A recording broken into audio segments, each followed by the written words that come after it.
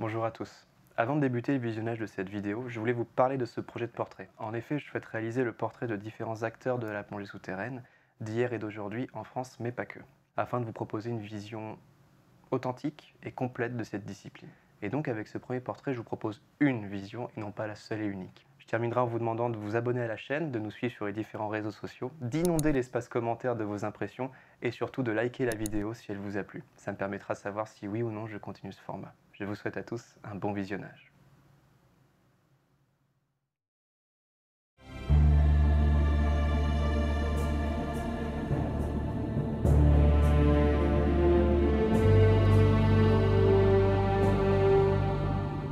J'ai découvert la plongée il y a une bonne trentaine d'années en République dominicaine. Au bord de la piscine, il y avait une démo de plongée et je me suis dit pourquoi pas.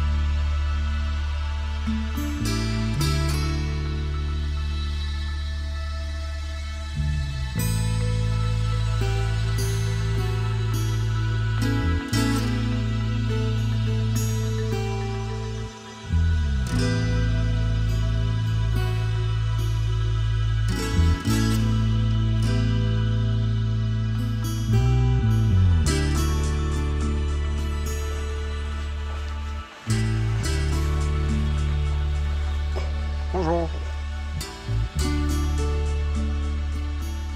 Alors j'aime m'aventurer sous terre, tout simplement parce que c'est un monde minéral. J'ai passé beaucoup de temps sous l'eau en mer, épaves, faune et tout ça. Et puis un jour, il y a 15, 16, 17 ans, je me suis découvert une autre passion dans le domaine de la plongée qui était le sous-plafond.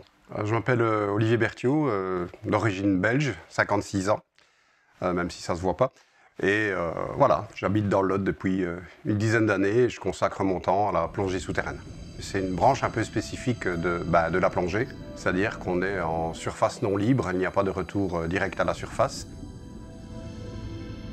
Ce qui m'a poussé à mettre la tête sous l'eau, alors bizarrement parlant, ce n'est pas moi, mais ce sont les copains, comme on dit toujours, qui m'ont dit viens dans le Lot, il y a des trucs à voir, viens dans le Lot, il y a des trucs à voir. J'étais pas très confiant, je me suis dit wow, les milieux confinés où on ne voit pas, c'est pas trop mon truc et tout. Et puis il y a une réflexion qui s'est faite et qui m'ont dit bah, de toute façon, si ça ne te plaît pas, l'endroit est magnifique et il y a de quoi manger. Et puis là, ça a été le déclic, je me suis dit ouais, tout compte fait, foie gras et cassoulet, ça me va bien aussi. Donc voilà.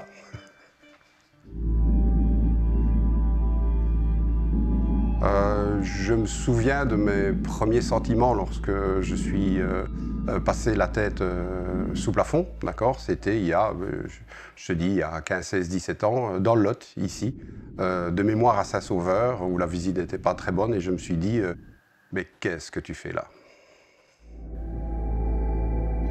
Donc, ce qui m'a poussé disons, à poursuivre un peu cette aventure du sous-plafond, c'est à un certain moment, tu te dis, tiens, c'est quand même un nouveau challenge. L'environnement est complètement différent, la communication est différente, le matériel est différent, et pour moi, c'était des nouveautés qui m'intéressaient. La différence de ce que l'on pourrait découvrir, ce qui est visible sous terre, par rapport à la mer, évidemment, c'est le monde plus minéral que animal. Il y a des animaux que l'on peut observer sous terre, ils sont tout à fait spécifiques, mais hormis ça, c'est plutôt remonté dans l'histoire, dans la géologie, mais à des périodes très très lointaines. C'est l'histoire de la Terre, quoi. Donc là, c'est très très très spécifique, et malheureusement, je ne suis pas géologue, j'aurais bien voulu en connaître un peu plus, mais avec certaines explications, on se fait toujours du waouh. Qu'est-ce qui a dû se passer ici il y a X milliers, millions d'années? Une sensation remarquable quand on est sous plafond, c'est de se dire, je suis sous l'eau, ça s'entend. Mais on est quand même un peu plus, je vais dire, dépendant des éléments de soi-même qu'en milieu ouvert. Donc parfois on peut être très peu profond, 5 mètres de profondeur, mais à 2 ou 3 kilomètres de la sortie. Et là, il y a toute une certaine, pas de challenge, mais de réflexion sur soi-même, en se disant « Waouh, tu n'as pas le droit à l'erreur, tu dois être concentré ». Et c'est de la concentration de tous les moments que j'avais un peu perdu en mer. Et voilà, c'est une des origines de la passion que j'ai découverte il y a 15, 16, 17 ans. Ce qui me motive toujours à l'heure actuelle de continuer à plonger sous terre, c'est que j'ai toujours en fait l'envie d'y aller. L'envie de partager ma passion, l'envie d'enseigner surtout, et puis de plonger avec les copains. Les copains qui adorent ça, c'est toujours un peu une bonne motivation pour passer la tête dans les cavités, qu'elles soient pas trop petites, mais disons qu'elles soient confortables, grandes, longues, profondes, sans aucun problème.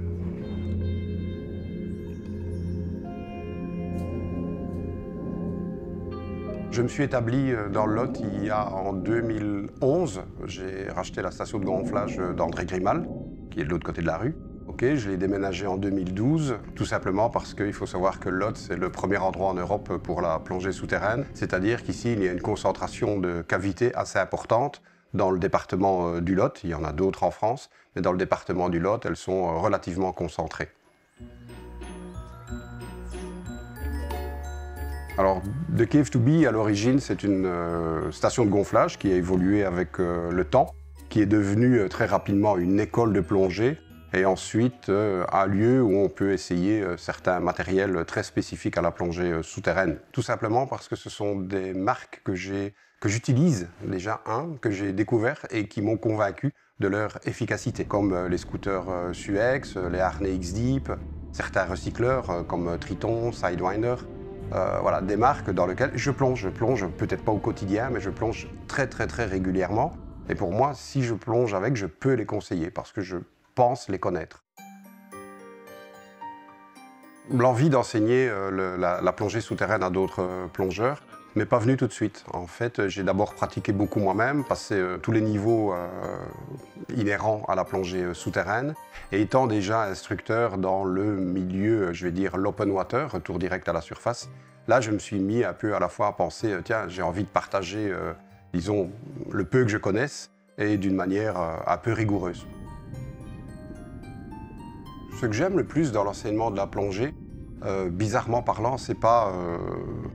oui, c'est partager ses connaissances, mais c'est surtout voir le visage des élèves ou des étudiants, d'accord, juste après la plongée. Soit l'émerveillement, le contentement de soi-même, ou voir la déception. Et un peu jouer avec tout ça et continuer à enseigner jusqu'au moment où la personne est contente.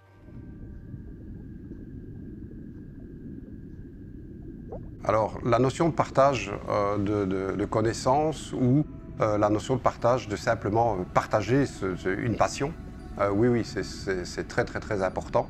Parce qu'en plus, la manière dont j'enseigne n'est pas du tout dans le cadre d'une plongée solo, mais d'une plongée intime. Donc, c'est-à-dire que c'est minimum partagé avec une ou deux autres personnes. Et ça, c'est vraiment important pour moi.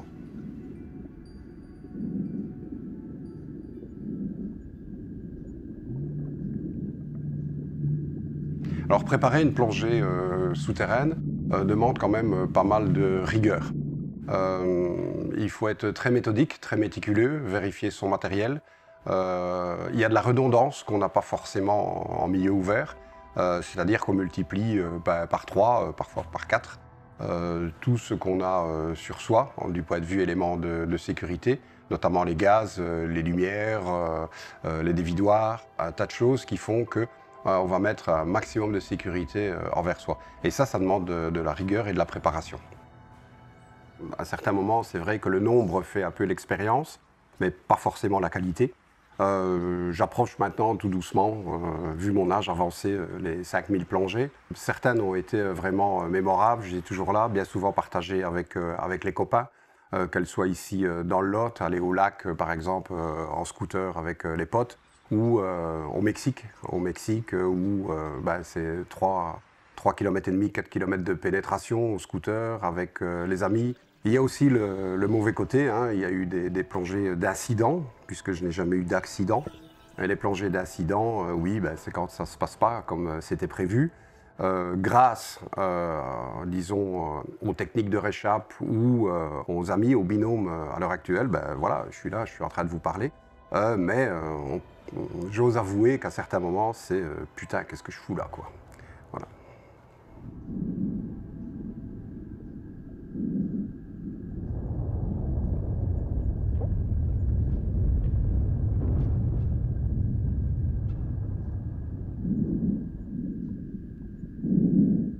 Plonger seul n'est pas dangereux. À partir d'un certain moment, je pense que le débutant, à partir du moment où il n'a pas beaucoup d'expérience de plongée derrière lui, ne devrait absolument pas plonger seul. Il devrait regarder ce qui se passe autour de lui, apprendre de ses, je vais dire, de ses instructeurs, de ses moniteurs.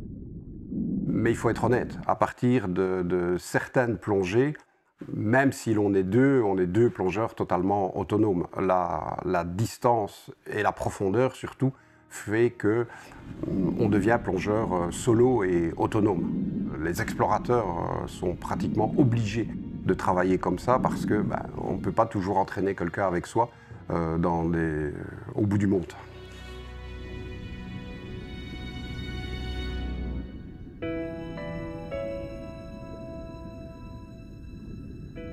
L'activité de la plongée souterraine n'est pas un sport dangereux de par lui-même. La plupart du temps, c'est le plongeur qui est dangereux pour lui-même. Donc à partir du moment où on respecte certaines règles, quelles qu'elles soient, des règles établies à l'avance, il n'y a pas de danger supplémentaire. On prend simplement plus de précautions en suivant un entraînement rigoureux, en ayant une attitude aussi responsable. Mais sinon, pour le reste, ce n'est absolument pas une activité dangereuse. Ça reste quand même malgré tout de la plongée. On évolue quand même dans un milieu qui n'est pas le nôtre.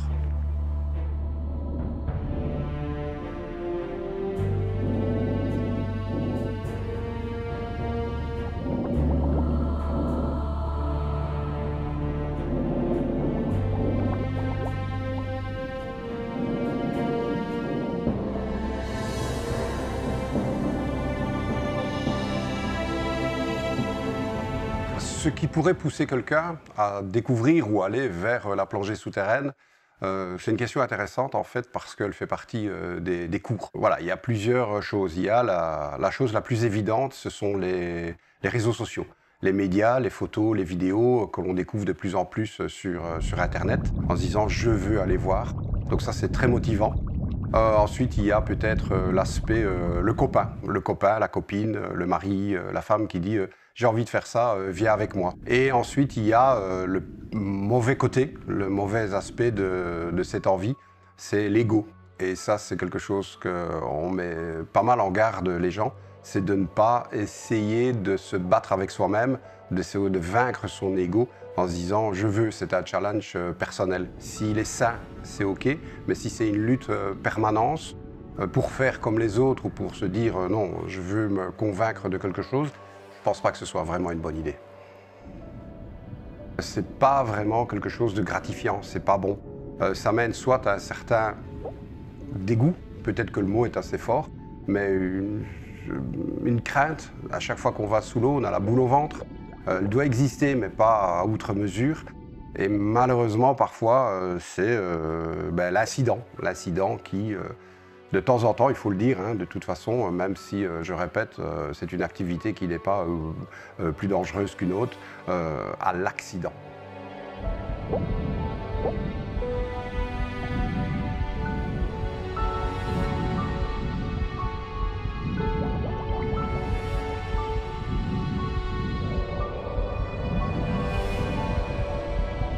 De tous les incidents que j'ai pu entendre ou des accidents qui sont parvenus ici ou ailleurs sur la planète. On a des rapports qui se font de temps en temps. Oui, 95-99% des cas, ce sont des erreurs humaines. Une mauvaise gestion de l'incident parce qu'il n'a pas géré les fondamentaux. On sait ce qu'on fait, on planifie, on respecte la planification et surtout on vérifie aussi tout le matériel. Maintenant, on n'est pas dans le matériel. Donc il y a eu des incidents qui se sont faits suite à un petit souci de joint qui coûte 20 cents et qui, voilà. Après, il y a des techniques. Il y a des techniques de réchappe qui sont enseignées soit dans les fédérations ou soit dans les agences qui sont relativement efficaces. Alors les médias ont tendance un peu à dramatiser un peu tout ce qui se passe en plongée souterraine, en plongée aussi. La plupart du temps, c'est simplement parce que la personne n'y connaît absolument rien. On l'entend dans leurs commentaires. Et puis, de toute façon, il faut vendre, il faut du sensationnel. Et c'est bien souvent quelque chose qui, waouh, est en dehors de l'ordinaire de Monsieur Tout-le-Monde. Donc on dramatise, on exagère. Et puis, on fait tout simplement du sensationnel.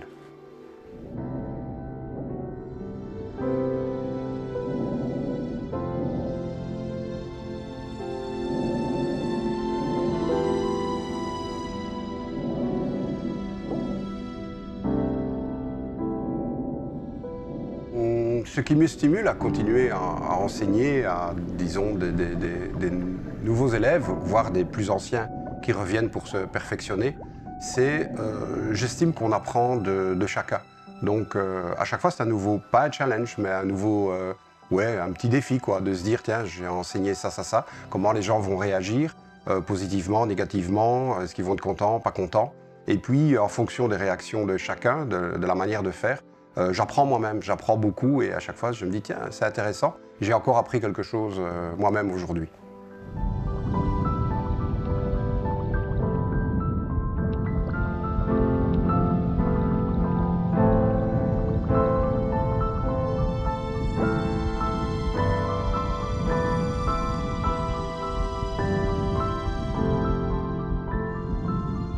Ce que j'aime le plus en plongée souterraine, c'est la découverte de nouvelles cavités, ou redécouvrir des cavités que l'on pensait connaître, et puis qui, au bout du compte, pratiquement à chaque plongée, on découvre une nouvelle roche, un nouveau passage, un nouvel environnement, etc., etc. Ça, c'est vraiment très, très impressionnant.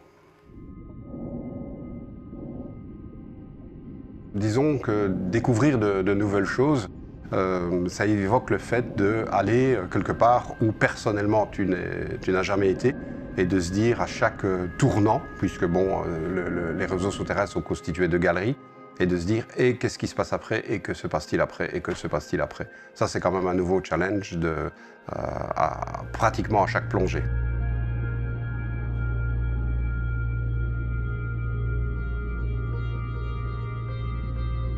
Dans les années à venir, je me vois toujours dans le domaine de la plongée, de l'enseignement, ça c'est sûr et certain, tant que ma santé le permettra. L'envie d'enseigner, pour le moment, est toujours très présente. Maintenant, est-ce que je serai toujours ici à The Cave to Be? Est-ce que je passerai le relais à quelqu'un? Ça, je ne sais pas. Après 10 ans, je ne sais pas. Il y a parfois des envies de changement. Ma vie a été faite de grands changements. Et puis, c'est toujours des nouveaux challenges. Donc, pourquoi pas un jour changer ou évoluer vers une autre branche dans le domaine de la plongée. Merci beaucoup, Oli. Avec plaisir. Salut, mec.